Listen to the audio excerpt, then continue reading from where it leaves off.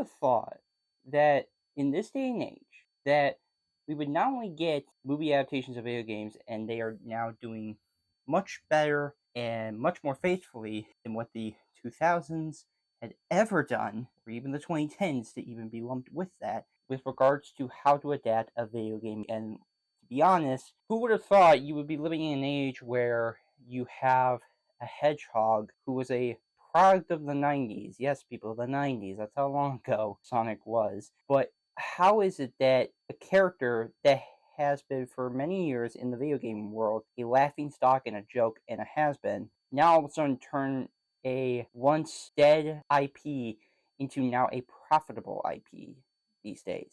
It's shocking, because I was never going to expect that with this movie, but yet somehow, some way, they somehow pulled something off. We can all think of one thing that really changed its attitude. At least one thing.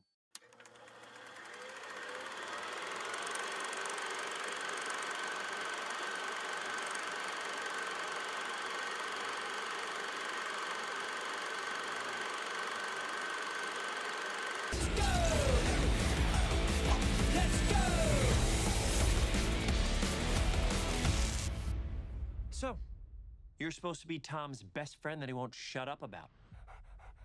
Well, I don't see the appeal. That is very gross.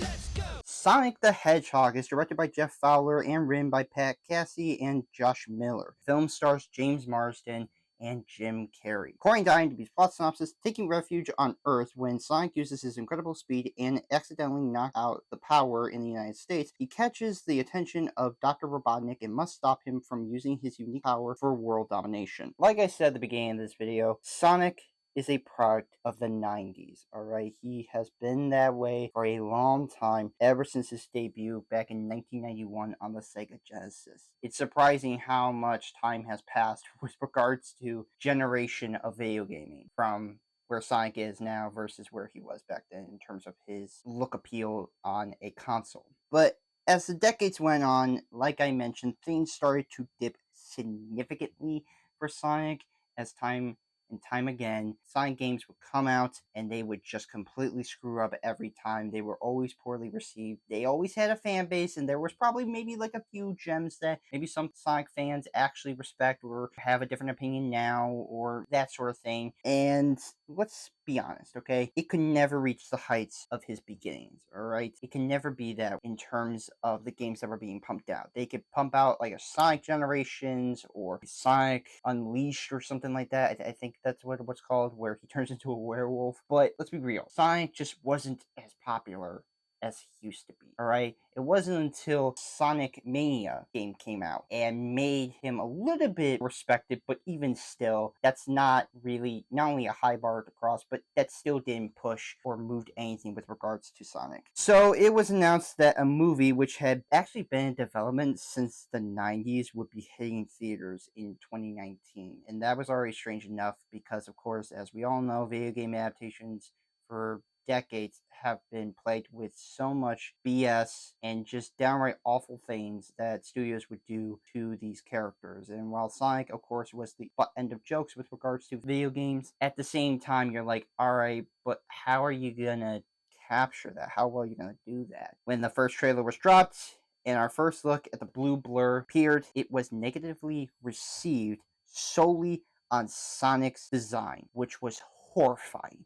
Alright, even I will admit, his design looked so bad and would have made this movie even 100% worse if they had kept that design. But after the backlash, Paramount delayed the film till 2020, and this was pre-pandemic. This was in February, so this was still a few weeks and even a month before everything started to shut down, to work on the design of Sonic. They would redo it and actually repurpose it so that way it looks much better in terms of the faithfulness from the video games. And it was fixed and it was released. And I'm kind of surprised that they actually took accountability. They said, you know what, we'll redo it, we'll refix it and make it better. And it was. It looks much better. It doesn't look horrifying or scary or something that will give kids nightmares for decades to come. I always known who Sonic is in his history. Not in the games, of course. I know some things about his lore, but not so much in terms of being a diehard fan. I'm more of like a, I know who Sonic is, I know the history that he has had with Sega, and the many games that have come out, of course. But I'm not really a diehard fan, if you will. Alright, I'm just not. I am what they call a casual, and I am using that term very slightly because honestly, if you want me to be honest, I never really played that much of a Sonic game. I played a little bit of Sonic Mania, but I've never really played any of the Sonic games in full. Maybe Sonic Adventures 2, but nothing else. I didn't have any expectations since this was a video game movie. Like I said, they usually tend to be 10 times out of 10 pretty bad, pretty terrible, pretty awful. But surprisingly, I really liked this. And upon rewatching it, I still enjoyed this film. Alright, I'm still surprised even to this day that they managed to not only redo Sonic's design, but they actually managed to make a film that is at the very least entertaining enough to keep me engaged with. I mean, don't get me wrong, it has its issues, it has its problems that I still find with the movie, but here are the positives that I saw with it. The performances are fun. Ben Schwartz, who is the voice of Sonic, taking over from the video game voice actor, fits perfectly as Sonic. Schwartz brings the passion, humor, and heart to Sonic that got both fans and newcomers to fall for this Hedgehog from the get-go. I'm very happy that Ben Schwartz is seeing a little bit of love with regards to the passion that he has for Sonic, and the fans are showing that passion back to him because, yeah, he really shows his dedication and his love for this character and how much he really does seem like he is having the time of his life playing this blue hedgehog that could have been a joke and could have been pretty bad, but thankfully Ben Schwartz's voice acting, it works very, very well into the movie. James Marsden is charismatic as Tom Wachowski, the sheriff of Green Hills, Montana, and for those who don't know, as of course the first level of Sonic, pretty much all the Sonic games I think usually starts off in Green Hills. Marsden plays an ordinary guy who wants to become more to protect people, but is given a chance to help Sonic against Dr. Robotnik. And James Marsden, likable actor, charismatic guy, haven't really seen him in much other than just I guess maybe Hop outside of X-Men. That is, I think, like the only thing I've seen him in, because otherwise, you haven't seen much from him. And he's enjoyable in this movie. He's actually not annoying. He's not rambunctious. He's not a complete idiot. He's just a likable guy. And I can at least give the movie credit. They gave me a human character that I wasn't bashing my head in or being annoyed with. I was having a good time with him. Both Schwartz and Marsden work well together and make for a good duo. I very much appreciate the time that this movie gives to have them bond in this movie and really show off their comedic timing with each other, but also too, I do appreciate the heartwarming message that this movie does address with regards to Sonic and his desire of wanting a family. And with Tom, I think he does a great job of providing that sense of wisdom to Sonic and in terms of wanting to find purpose in life, but also just in terms of wanting to do good and to help people. Tika Sumter is enjoyable as Maddie, Tom's wife. Both Marsden and Sumter have a cute and loving relationship that I enjoyed watching in this movie, and usually a lot of the times having two human characters in this movie I would have found irritating, and for these two to at least be in this movie and to not be completely annoying, I can at least respect that. They seem to have really good chemistry with each other, and the relationship that they have is amazing. But of course, the one that shines throughout this entire film, without a doubt, no matter who talks about this movie, whether good or bad, everyone can arguably say that Jim Carrey as Dr. Robotnik, he is fan-fucking-tastic. I love this man, alright? People talk about Jim Carrey from the 90s and what he did in terms of comedy. And for a long time, Jim Carrey has been kind of struggling with some of that. He'll sometimes bring that sort of old Carrey out, but for the most part, he's been kind of trying to stray away from that. And so it is so good to see this guy who I've only known for a little bit in terms of his acting. Like, I still have yet to watch Ace Ventura or The Mask. I know that's blasphemy, or even The Truman Show. That's another thing, too. I should watch those because I hear he is really damn good in those movies. But Carrey brings out his full comedy chops, and let me tell you, he looks like he is having the time of his life. He is having a blast. He looks like he is having so much fun playing Robotnik. For a character that is silly and as dumb as he can be, especially if you look at him in the video games, Carrey just manages to make him oh so entertaining and oh so fun to watch. This just brings the 90s Jim Carrey to today, and it's awesome. It's great to see that Jim Carrey still has it in him to pull off the comedy chops that he has been known for, And I'm glad to see him still have that young, youthful fire energy that he's had for decades. The direction is solid. Director Jeff Fowler blends together both elements of the games for fans and accessible for newcomers to get into. He has so much passion and dedication for this character, his history in terms of that, but we'll get into that with the writing. But for the most part, Jeff Fowler knows how to balance it out for fans and for newcomers. That's the thing I want to praise him on. For so long, video game movies have done terribly with regards to trying to balance things out. It was always for newcomers, and anything for the fans, they only get a little dosage of. But Jeff Fowler, he manages to find the sweet spot in terms of finding something that can be enjoyed with everybody. And I have to give him huge praise on my half, because this movie could have gone wrong in so many ways. And with that design, this could have ended up being a train wreck. Even if the movie turned out to be as fine, this could have really crucified him in terms of how he was presented.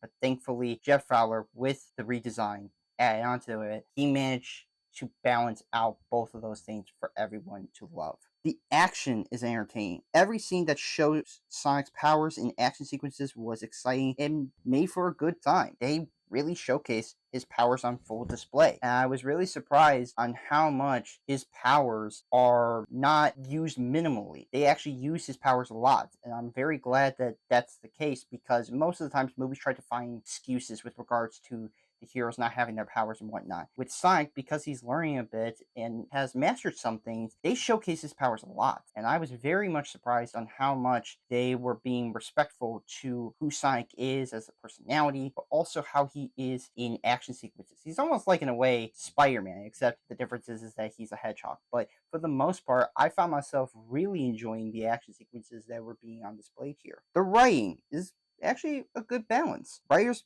Pat Casey and Josh Miller blend together both the emotion and humor, making it for both kids and audiences alike. That this movie could have been so childish and so dumb. And as much as I'm not trying to insult kids' intelligence, I really am not. I'm just saying this could have just been easily made for kids. But no, they made it accessible for adults to get into. Find a reason to fall in love with Sonic. And for the most part, the humor works pretty well in this movie, and I was really surprised on how much emotion there kind of was with this. And that's hard to say, especially for a Sonic movie. That's very weird to even say. The story is enjoyable, following Sonic not only fight against Dr. Robotnik, but looking for belonging made for a good time. Fans can hopefully be happy with the outcome of this movie, which is that at least this was a much better, faithful adaptation than they are probably ever going to get, because this could have gone, like I said, so bad in so many ways. Thankfully, that was never the case, and we got something that was of good substance. The music is exciting. Composer Tom Holkenberg crafts a score that makes it all fun and nice to listen to. Also, the licensed music work well into the movie. The music for Sonic is so iconic to most Sonic fans, but really to people who grew up in the 90s, because of how much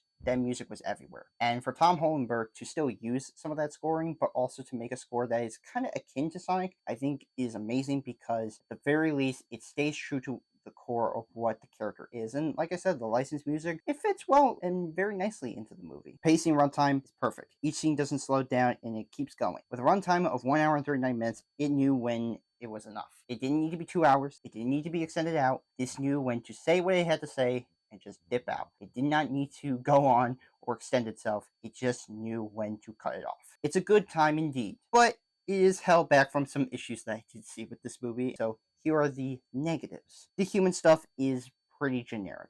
Alright, I'm not going to be around the bush. It is very bland and very generic. Anytime humans, outside of Robotnik, Tom, and May, I think they are the three that I can at least be acceptable and passable at best. Most of the human parts are bland and uninteresting. Could have been done without them. Honestly, I think having human characters that Sonic interacts with, or having other parts like the military or Maddie's family in the film, I just don't need that. It just feels like they just need to still have human parts in the movie when they really didn't need to.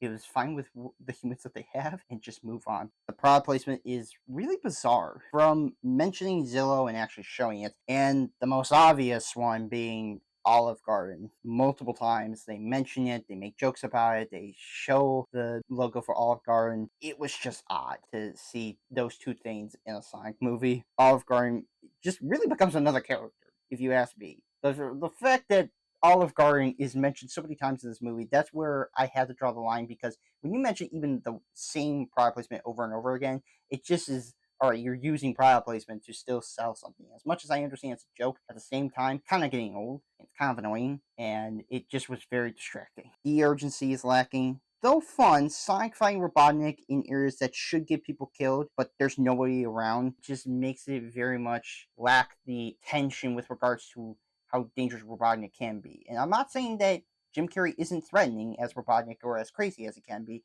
My problem is they do a lot of damage, and people should have gotten killed. But surprisingly, people weren't around, and they were able to just still cause chaos without anybody getting killed, which I find really interesting for them to try to do that. I would have been more interesting if Sonic did try to save some people, or at the least avoid human casualties, but hey, when there's nobody around and cars are just empty and we're moving as fast as possible, who cares really? Overall, a fun, good time. I didn't think I would like this, but I did. Who would have thought a Sonic movie would have been enjoyable and something that people would actually really like? Honestly, people, would you have ever said this when this movie was coming out? Because I bet you pretty much 90 to 95% of people would say this was going to be bad. Aside from the problems, it's an overall fun time. I'm going to give Sonic the Hedgehog a 7 out of 10. I think this is an enjoyable one. I think this was a good start and a good stepping stone in terms of where video game adaptations will go. I'm not saying that Sonic started it, I'm just saying it was just a good thing that this movie turned out to be as well as it did, because then as time has gone on now, we have seen better adaptations of video game movies or shows. And I'm glad that Sonic turned out to be one of the positive ones to have come out in the 2020s. So now I will be giving my review for Sonic 2 leading up to Sonic the Hedgehog 3. So yes, look forward to those reviews and other movie TV show reviews coming soon.